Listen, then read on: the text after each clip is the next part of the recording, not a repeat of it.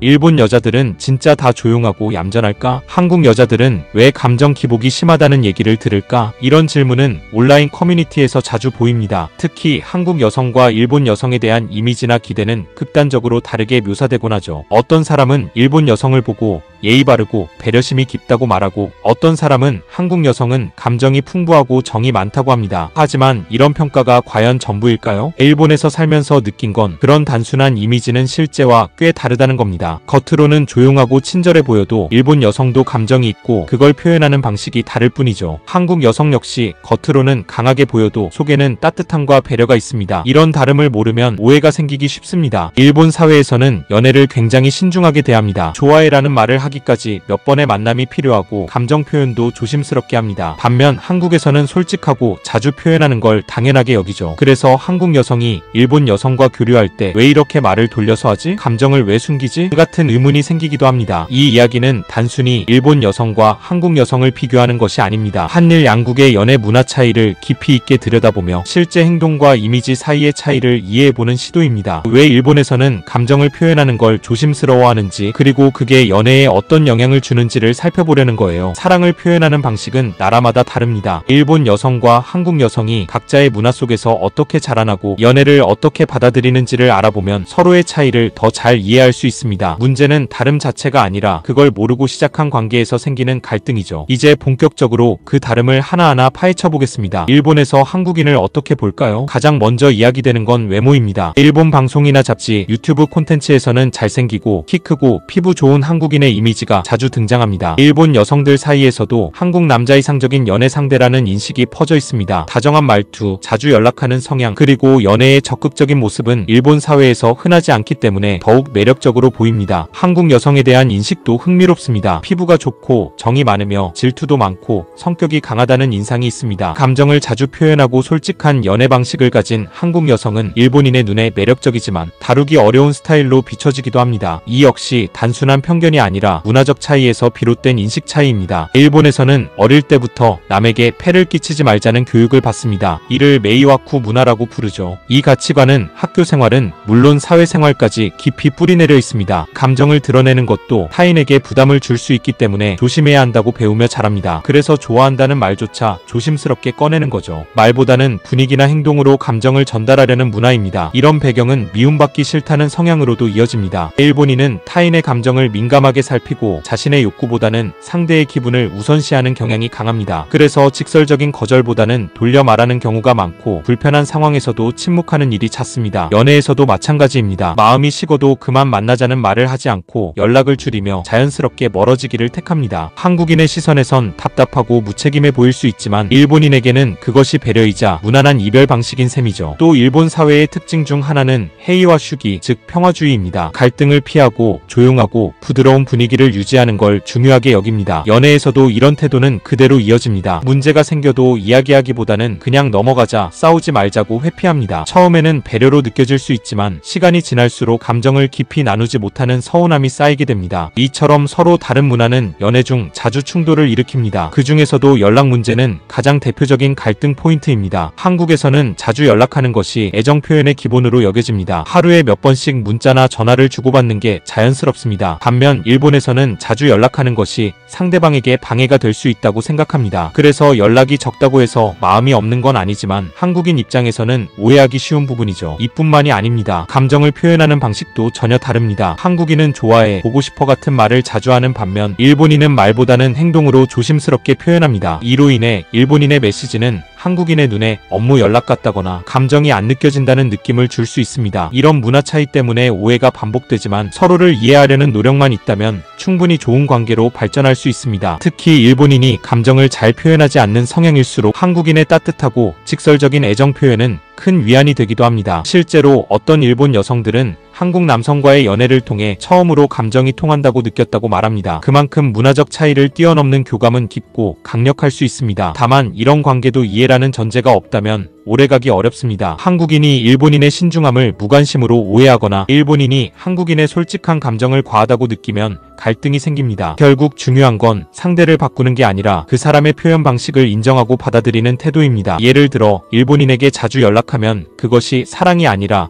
간섭처럼 느껴질 수 있습니다. 반대로 일본인이 자주 표현하지 않는 이유는 사랑하지 않아서가 아니라 조심스럽고 배려심 깊은 성향 때문일 수 있습니다. 이렇게 서로 다르게 사랑하는 방식이 충돌할 때 중요한 건 균형을 찾는 겁니다. 말 안 해도 알겠지와 말해야 안다는 두 문화 사이에서 서로를 이해하려는 노력이야말로 관계를 유지하는 가장 강력한 힘이 됩니다. 마지막으로 짚고 넘어가야 할 점이 하나 있습니다. 바로 일부 한국 남성들의 부적절한 접근 사례입니다. 일본 사회에서는 한국 남자에 대해 긍정적인 이미지가 퍼져 있습니다. 다정하고 예의 바르며 가족 중심적이라는 인식이죠. 그런데 이 이미지를 악용해 진심 없는 만남을 시도하는 사람들이 있습니다. 예를 들어 언어 교환 앱이나 SNS를 통해 일본 여성에게 접근한 뒤 일회성 만남만을 목적으로 하는 사례가 보고되고 있습니다. 문제는 일본 여성 입장에서는 이 접근이 진심처럼 느껴진다는 것입니다. 감정 표현에 익숙하지 않은 문화에서 자라온 만큼 누군가의 다정한 말과 적극적인 표현은 쉽게 마음을 열게 만듭니다. 그리고 그 뒤에 찾아오는 실망은 단순한 이별이 아닌 배신처럼 느껴질 수 있습니다. 이런 일들이 반복되면 결국 한국 남성 전체에 대한 인식이 나빠질 수밖에 없습니다. 진심으로 교류를 원하는 사람들에게도 불이익이 돌아가게 되는 것입니다. 그렇기 때문에 더더욱 책임 있는 태도와 진정성이 중요합니다. 한일 연애는 쉬운 일이 아닙니다. 언어도 다르고 문화도 다르고